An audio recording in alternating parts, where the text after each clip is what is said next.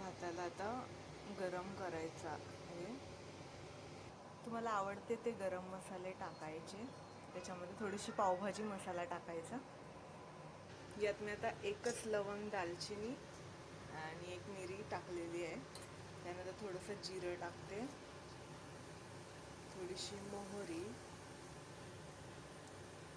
थोडं किसून घेतलेलं अद्रक, थोडासा लसूण. आता हे छान परतून घेते.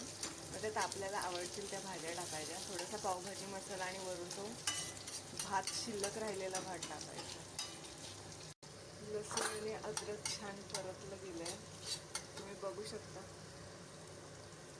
यात मी थोडीशी पावभाजी मसाला टाकत आहे, किंचितशी लाल मिरची पावडर आणि माझी फेवरेट आता त्यात वाटाणा आणि गाजर. आपल्याला आवडतील त्या भाज्या टाकून घ्यायच्या आहेत, छान परतायच्या आहेत, एक वाफ काढून घ्यायची त्याची. भाजीची वाफ काढून घेतल्यावर आपण आता त्यात शिल्लक राहिलेला भात टाकणार आहोत. खिचडी भात बनवला होता मी हा, पण थंड परत खाऊ नाही वाटत, त्यामुळे आता त्याला गरम करत आहे.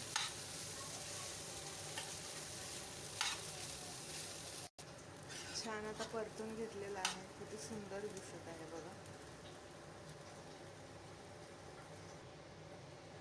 भात रेडी आहे, आपण आता खाऊ शकतो.